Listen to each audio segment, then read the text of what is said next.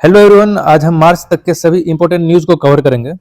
काफ़ी simple way में current affair को पढ़ेंगे और हम उसी न्यूज़ को पढ़ेंगे जो एग्जाम के पर्सपेक्टिव से इंपॉर्टेंट है। ठीक है, तो सबसे पहला है पांचवा विश्व कॉफी सम्मेलन, वर्ल्ड कॉफी कॉन्फ्रेंस। इसका आयोजन कहाँ हुआ? इसका आयोजन भारत में हुआ है। कौन से शहर में हुआ? तो बेंगलुरु कर्नाटक में हुआ है। ठीक है, तो काफ़ी इंपॉर्टेंट न्यूज़ है क्योंकि ये भारत में हुआ है। तो पांचवें विश्व कॉफी सम्मेलन का आयोजन कहाँ हुआ है? बेंगलुरु कर्नाटक में हुआ है। नेक्स्ट है wild life photographer of the year. इसका अवार्ड किन्हें मिला है? तो श्रीराम मुरली और विष्णु गोपाल। ठीक है, ये दोनों पर्सन काफी न्यूज में थे। तो wild life photographer of the year का अवार्ड श्रीराम मुरली और विष्णु गोपाल को मिला है। ये भारतीय हैं, ठीक है, तो इसलिए भी याद रखेंगे, इंडियन है। ग्रैमी अवार्ड 2024, ठीक है, हाल ही में ग्रैमी अवार्ड का आयोजन हुआ है। इसके दो इंपॉर्टेंट पर्सनालिटी शंकर महादेवन और जाकिर हुसैन, इनको याद रखेंगे क्योंकि इन्हें ग्लोबल म्यूजिक एल्बम के कैटेगरी में अवार्ड मिला है। ठीक है, ग्लोबल म्यूजिक एल्बम के कैटेगरी में अवार्ड मिला है। किस लिए मिला है? तो इनका जो एक एल्बम था दिस मोमेंट, ठीक है, दिस मोमेंट एल्बम के लिए इन्हें ये अवार्ड मिला है। ठीक है, तो दो पर्सन को याद रखेंगे, शंकर महादेवन और जाकिर हुसैन को। 18वां G20 शिखर सम्मेलन, इसका आयोजन कहाँ हुआ? तो भारत में हुआ। कहाँ पे हुआ? नई दिल्ली में। ठीक है, तो भारत के नई दिल्ली में 18वें G20 शिखर सम्मेलन का आयोजन हुआ है। इसका थीम क्या था? तो इसका थीम था, विषय था वसुधैव कुटुंबकम। ठीक है, इसका थीम था वसुधैव कुटुंबकम। और अगला जो होगा 19th यानी 19वां G20 शिखर सम्मेलन, इसका आयोजन होगा ब्राजील। ठीक है, ब्राजील में होगा और नवंबर के महीने में होगा 2024 को। ठीक है, तो 19वां G20 शिखर सम्मेलन का आयोजन कहाँ होगा? तो ब्राजील। नेक्स्ट 43वां आसियान शिखर सम्मेलन, ठीक है, 43वां आसियान शिखर सम्मेलन का आयोजन कहाँ हुआ? तो इसका आयोजन जकार्ता इंडोनेशिया में हुआ है। ठीक है, तो एशियन, एशियन का फुल फॉर्म क्या होता है? Association of south east Asian nation. ठीक है, association of south east nation, इसका आयोजन जकार्ता इंडोनेशिया में हुआ है। और 15वां ब्रिक्स सम्मेलन 2023, इसका आयोजन कहाँ हुआ? तो इसका आयोजन दक्षिण अफ्रीका में हुआ है। कौन से शहर में हुआ? तो जोहान्सबर्ग में। ठीक है, 15वें ब्रिक्स सम्मेलन 2023 का आयोजन दक्षिण अफ्रीका के जोहान्सबर्ग सिटी में हुआ है। ठीक है, याद रखेंगे इसको। विश्व सरकार शिखर सम्मेलन 2024, वर्ल्ड गवर्नमेंट समिट, इसका आयोजन कहाँ हुआ है? दुबई में हुआ। काफी इंपॉर्टेंट न्यूज है, इसको याद रखेंगे। ठीक है, एग्जाम के पर्सपेक्टिव से भी काफी इंपॉर्टेंट है। तो वर्ल्ड गवर्नमेंट समिट का आयोजन कहाँ हुआ? दुबई में। 33वां नाटो शिखर सम्मेलन 2024, इसका आयोजन कहाँ हुआ है? कहाँ होने वाला है? अभी 33वां नाटो शिखर सम्मेलन का आयोजन जुलाई के महीने में होगा। ठीक है, जुलाई के महीने में होगा, इसी साल 2024 में होगा। और कहाँ पे होगा? तो वाशिंगटन डीसी, अमेरिका। ठीक है, वाशिंगटन डीसी शहर में होगा, अमेरिका के। तो 33वां नाटो शिखर सम्मेलन का आयोजन कहाँ होगा? तो अमेरिका में होगा। ठीक है, याद रखेंगे इसको। 26वीं नेशनल ई गवर्नेंस कॉन्फ्रेंस, 26वीं नेशनल ई गवर्नेंस कॉन्फ्रेंस का आयोजन कहाँ हुआ? तो इंदौर में हुआ है। ठीक है, ये हाल ही में है, काफी न्यूज में था ये। तो 26वीं नेशनल ई गवर्नेंस कॉन्फ्रेंस का आयोजन कहाँ हुआ है? तो इंदौर में हुआ है। अगला है 10वें वाइब्रेंट गुजरात समिट 2023। ठीक है, 10वें वाइब्रेंट गुजरात समिट 2024, इसका आयोजन कहाँ हुआ? तो गुजरात के गांधीनगर शहर में हुआ है। ठीक है, किनके द्वारा किया गया? तो प्रधानमंत्री नरेंद्र मोदी जी के द्वारा किया गया। तो 10वें वाइब्रेंट गुजरात समिट 2024 का आयोजन गांधीनगर में किया गया है। इसका थीम क्या था? तो गेटवे टू द फ्यूचर, यानी भविष्य का प्रवेश द्वार। ठीक है, गेटवे टू द फ्यूचर, ये इसका थीम था। काफी इंपॉर्टेंट है ये। ठीक है, तो एग्जाम के पर्सपेक्टिव से भी इंपॉर्टेंट है, इसको याद रखेंगे, वाइब्रेंट गुजरात समिट को। ठीक है, नेक्स्ट अंडर 19 वर्ल्ड कप, हाल ही में अंडर 19 वर्ल्ड कप कंप्लीट हुआ है, जिसको ऑस्ट्रेलिया ने जीता है। इसके विनर कौन है? तो ऑस्ट्रेलिया है। ठीक है, तो ऑस्ट्रेलिया ने इस टूर्नामेंट के इतिहास में पहली बार भारत को फाइनल में हरा दिया है। ठीक है, तो पहली बार भारत को हराया है ऑस्ट्रेलिया ने। तो ऑस्ट्रेलिया ने इस अंडर 19 वर्ल्ड कप को जीत लिया है। और हार किसकी हुई है? रनर अप टीम कौन है? तो इंडिया है। ठीक है, तो अंडर 19 वर्ल्ड कप के जो विजेता हैं वो हैं ऑस्ट्रेलिया। ठीक है, इसको याद रखेंगे।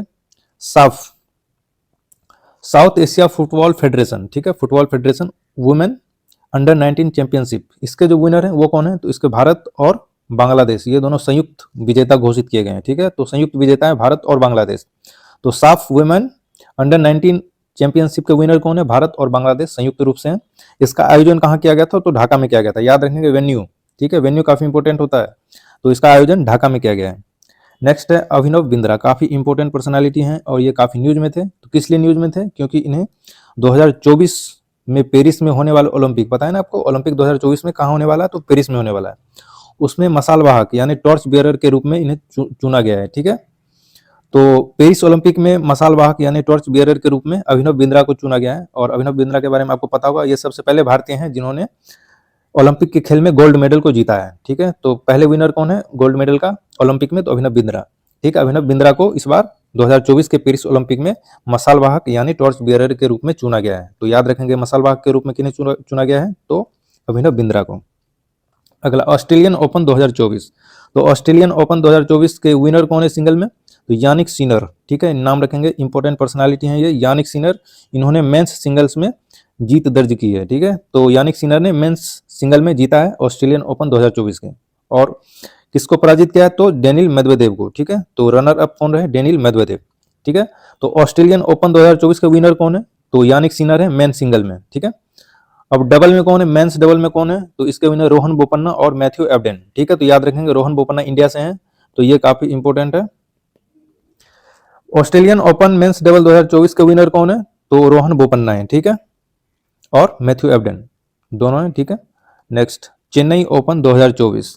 चेन्नई ओपन 2024 के विनर कौन है, सुमित नागल। ठीक है, काफी इंपॉर्टेंट प्लेयर हैं ये। चेन्नई ओपन 2024 के विनर कौन है, तो सुमित नागल। ठीक है, ये टेनिस का गेम है। ISSF world cup. ठीक है, ISSF वर्ल्ड कप, इसका फुल फॉर्म है ISSF का इंटरनेशनल शूटिंग स्पोर्ट फेडरेशन। इसका आयोजन कहाँ हुआ था, अभी हाल ही में कायरो में हुआ। ठीक है, इजिप्ट की राजधानी कायरो में। कहाँ पे हुआ था, तो कायरो में हुआ है। तो ISSF world cup international shooting sport federation, जिसका आयोजन कायरो में हुआ था, उसके विनर कौन थे, तो दिव्यांश सिंह पवार। ठीक है, तो याद रखेंगे दिव्यांश सिंह पवार। इन्होंने 10 मीटर एयर राइफल के जो प्रतिस्पर्धा थे उसमें इन्होंने गोल्ड मेडल जीता है, स्वर्ण पदक जीता है। ठीक है, तो दिव्यांश सिंह पवार जो है वो 10 मीटर एयर राइफल में गोल्ड मेडल को जीता है। तो आपसे एग्जाम में ये भी पूछा जा सकता है कि दिव्यांश सिंह पवार का संबंध किस खेल से है। उल्टा अगर क्वेश्चन किया जाए तो दिव्यांश सिंह पवार का संबंध किस खेल से है, तो इनका संबंध शूटिंग से है। ठीक है, शूटिंग से है। तो उल्टा क्वेश्चन को भी याद रखेंगे, दिव्यांश सिंह पवार जिनका संबंध शूटिंग से है, इन्होंने गोल्ड मेडल जीता है 10 मीटर एयर राइफल के कंपटीशन में। ठीक है, इसका और ISSF वर्ल्ड कप का आयोजन कहाँ हुआ था, तो कायरो में हुआ था, इजिप्ट में। ठीक है, next question, India energy week 2024, इसका आयोजन कहाँ हुआ है, तो गोवा में हुआ। और इसका उद्घाटन किन्होंने किया, तो PM मोदी ने किया था। ठीक है, इंडिया एनर्जी वीक 2024, इसका आयोजन गोवा में हुआ है और इसके उद्घाटनकर्ता कौन थे, PM मोदी। अब काफी न्यूज में था पराक्रम दिवस। ठीक है, पराक्रम दिवस कब मनाते हैं, तो 23 जनवरी को मनाते हैं। तो इसका इंपॉर्टेंट डेट 23 जनवरी है। पराक्रम दिवस 23 जनवरी को मनाया जाता है। किस लिए मनाते हैं, क्योंकि इसी दिन सुभाष चंद्र बोस जी का जन्म हुआ था। ठीक है, 23 जनवरी को सुभाष चंद्र बोस जी का जन्म हुआ था, इसलिए ये इंपॉर्टेंट है। सुभाष चंद्र बोस ने आजाद हिंद फौज और आजाद हिंद सरकार का गठन किया था, ये भी आपको पता होना चाहिए। ठीक है, तो सुभाष चंद्र बोस ने आजाद हिंद फौज और आजाद हिंद सरकार का गठन किया था। तो पराक्रम दिवस कब मनाते हैं, 23 जनवरी। ये काफी न्यूज में था, इंपॉर्टेंट है। ठीक है, याद रखेंगे। नेक्स्ट है भारत रत्न। हाल ही में प्रधानमंत्री नरेंद्र मोदी जी के द्वारा भारत रत्न का घोषणा किया गया है, जिसमें काफी इंपॉर्टेंट पर्सनालिटी लालकृष्ण आडवाणी, जो कि भारत के उप प्रधानमंत्री थे, लालकृष्ण आडवाणी जी को भारत रत्न देने की घोषणा की गई है। ठीक है, तो लालकृष्ण आडवाणी को भारत रत्न देने की घोषणा की गई है। नेक्स्ट किनको मिला भारत रत्न, चौधरी चरण सिंह। ये हमारे पूर्व PM है, देश के पूर्व प्रधानमंत्री हैं चौधरी चरण सिंह। ठीक है, इन्हें भी भारत रत्न का घोषणा किया गया है। और PV नरसिम्हा राव, इन्हें भी भारत रत्न देने की घोषणा की गई। ये भी भारत के पूर्व PM है। ठीक है, former prime minister of India है PV नरसिम्हा राव। ठीक है, और किन्हें मिला भारत रत्न, डॉक्टर MS स्वामीनाथन। ठीक है, ग्रीन रिवॉल्यूशन के फादर भारत के कौन है, तो MS स्वामीनाथन। ठीक है, तो ग्रीन रिवॉल्यूशन में इनका काफी बड़ा योगदान था। तो MS स्वामीनाथन को भी भारत रत्न देने का घोषणा भारत सरकार ने किया है। नेक्स्ट है कर्पूरी ठाकुर, इन्हें भी भारत रत्न देने का घोषणा किया है। ये बिहार के पूर्व मुख्यमंत्री थे। ठीक है, तो कर्पूरी ठाकुर, इनका भी नाम याद रखेंगे, इन्हें भी भारत रत्न देने की घोषणा की गई है।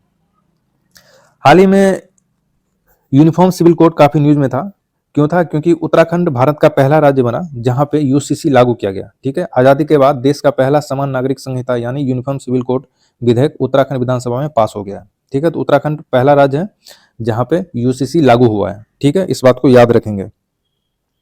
नेक्स्ट है QS Asia university ranking 2024। QS Asia university ranking 2024 आ गई है। ठीक है, काफी न्यूज में था। इसमें भारत के सबसे टॉप रैंकर कौन से कॉलेज थे, तो IIT बॉम्बे थे। ठीक है, IIT बॉम्बे ने टॉप रैंक भारत से हासिल किया है, जिनका रैंक 40वां रहा था। ठीक है, 40वां स्थान था पूरे वर्ल्ड की रैंकिंग में, और भारत से टॉप पे रही है IIT बॉम्बे। ठीक है, और वर्ल्ड में नंबर 1 रैंकिंग किसकी रही, तो पेकिंग यूनिवर्सिटी चाइना। ठीक है, इन्होंने टॉप किया है, पेकिंग यूनिवर्सिटी चाइना इन्होंने टॉप किया है। तो क्यूएस एशिया यूनिवर्सिटी रैंकिंग 2024 में भारत की तरफ से टॉप रैंकर कौन से कॉलेज रहे? तो आईआईटी बॉम्बे, ठीक है, इनका 40वां स्थान रहा था। नेक्स्ट यूपीआई, अभी हमारे देश के यूपीआई को काफ़ी कंट्रीज एक्सेप्ट कर रहे हैं, ठीक है, काफ़ी न्यूज़ में भी रहा है ये। अभी हाल ही में फ्रांस के जो प्रेसिडेंट आए थे, इन्होंने भी यूपीआई से पेमेंट किया था। तो 7 देश टोटल हो गए जो भारत के यूपीआई को एक्सेप्ट करते हैं, Bhutan, Oman, Mauritius, Sri Lanka, Nepal, France और हाल ही में सिंगापुर भी इसमें आ गए हैं, ठीक है। तो सिंगापुर में भी हमारा यूपीआई का एक्सेप्टेंस हो गया है, ठीक है। Thank you.